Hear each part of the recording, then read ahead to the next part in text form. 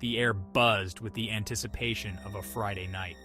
Rain lashed against the windows, blurring the city lights into a kaleidoscope of colors. Inside a dimly lit apartment, 23-year-old Sarah scrolled through her Tinder feed, each swipe a gamble. Then she saw him. Smiling eyes, a charmingly crooked grin. His profile hinted at adventure, a love for the outdoors, and a passion for photography. Intrigued, Sarah swiped right. A match. This felt different. This felt special. Or so she thought. His name was Mark, and from their digital exchanges, he seemed everything Sarah had ever wanted. They messaged constantly, their conversations flowing effortlessly from lighthearted banter to deeper discussions. He was witty, attentive, and seemed genuinely interested in getting to know her. He spoke of his travels, shared his photography, each image a window into a life that seemed both exciting and attainable. Sarah found herself opening up to him, sharing her own vulnerabilities and hopes for the future. Mark proposed they meet at a trendy new wine bar downtown. He even sent a picture of the location, a cozy-looking spot with warm lighting and an inviting ambiance. Sarah spent hours getting ready, excitement bubbling in her chest. She had no idea what awaited her. The wine bar buzzed with the chatter of Friday night revelers. Sarah spotted Mark immediately, his smile just as disarming in person as it was in his pictures. He rose to greet her, pulling out her chair with an old-fashioned charm that made her blush. As they settled into the plush velvet seats, Sarah felt a surge of relief. He was even more attractive in person. The conversation flowed easily, picking up right where they left off online. They talked about their families, their passions, their dreams for the future. Mark listened intently, his eyes never leaving hers, making Sarah feel like she was the only woman in the room. He shared his photography portfolio on his phone, each image a testament to his artistic eye and adventurous spirit. As the evening progressed, Sarah felt a growing sense of connection. Their shared laughter echoed through the bar, their hands brushing accidentally as they reached for the same appetizer. Maybe, just maybe, she thought, this could be something real. As the night wore on, subtle cracks began to appear in Mark's carefully constructed facade. He talked at length about his successful career, dropping names of prestigious companies and influential figures. Sarah noticed a certain evasiveness when she asked specific questions about his work. He brushed off her inquiries with vague answers and a charming smile, but a seed of doubt had been planted in Sarah's mind. His stories, once so captivating, now seemed rehearsed, almost too good to be true. He drank heavily, ordering glass after glass of expensive wine.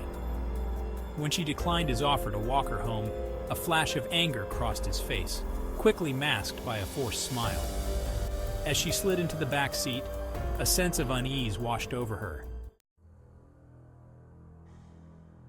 The taxi pulled up to Sarah's apartment building, the familiar sight bringing a wave of relief. She thanked the driver and stepped out onto the sidewalk, the cool night air a welcome contrast to the stifling atmosphere of the bar. As she fumbled for her keys, she sensed a presence behind her. Spinning around, her heart leaped into her throat. It was Mark. His eyes, once warm and inviting, now burned with an unsettling intensity. He stood too close, his breath heavy with alcohol, his words slurred as he mumbled something about forgetting to tell her something important. Fear, cold and sharp, shot through Sarah's body. "I'm sorry, Mark," she said, her voice trembling, "but I need to go inside now." He lunged towards her, his hand shooting out to grab her arm. "Don't touch me!" she shouted, her voice echoing in the empty street. The sound of her voice seemed to snap Mark out of his stupor. He stared at her, his face a mixture of confusion and anger, before turning and stumbling away into the night. Sarah stood frozen on the sidewalk, her body still trembling with adrenaline. Once safely inside her apartment, she bolted the door behind her, her back pressed against the cold wood, her chest heaving. The silence of her apartment was deafening, amplifying the frantic beating of her heart. She had never felt so vulnerable. so violated. The man she had laughed with, shared her dreams with, had transformed into a stranger. Sleep that night was impossible. The next morning, Sarah woke up feeling emotionally drained and physically exhausted. She couldn't shake the feeling that she had narrowly escaped a dangerous situation. Sarah's experience, while terrifying, is not unique. It highlights the dark side of online dating, a world where anonymity can be a breeding ground for deception and manipulation.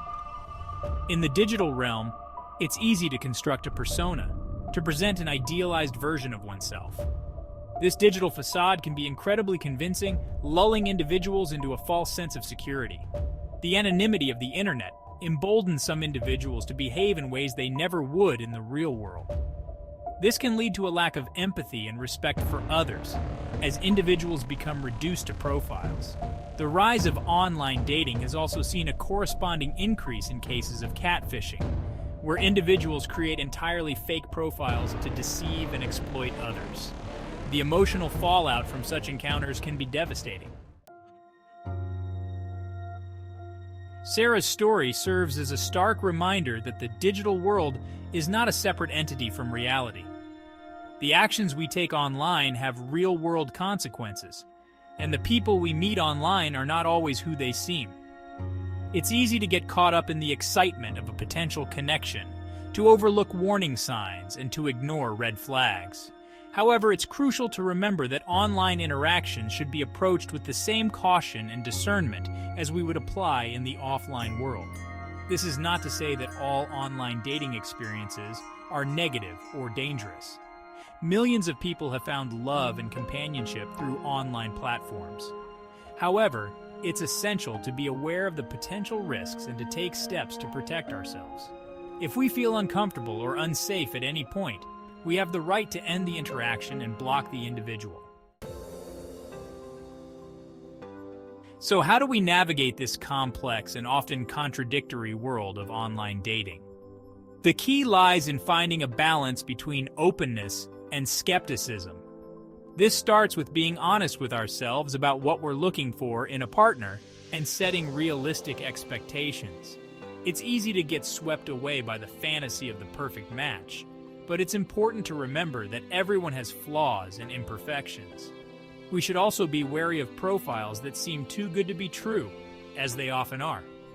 Pay attention to inconsistencies in their stories, inconsistencies between their words and their actions, and any red flags that make you feel uneasy. Remember, it's always better to err on the side of caution. Sarah's story is a cautionary tale, a reminder that the digital world, for all its wonders and conveniences, is not without its dangers. It's a call for greater awareness, for open conversations about the risks of online dating, and for a collective effort to create a safer and more respectful online environment. We need to educate ourselves and each other about the tactics used by online predators, the importance of digital literacy, and the steps we can take to protect ourselves and others from harm. This includes promoting healthy online communication, encouraging empathy and respect in our digital interactions, and holding individuals accountable for their online behavior. By fostering a culture of awareness, responsibility, and mutual respect, we can create a digital world where connection is celebrated, vulnerability is respected, and everyone feels safe to explore the possibilities of love and companionship without fear of harm. Let's treat each other with the dignity and respect we all deserve, both online and offline.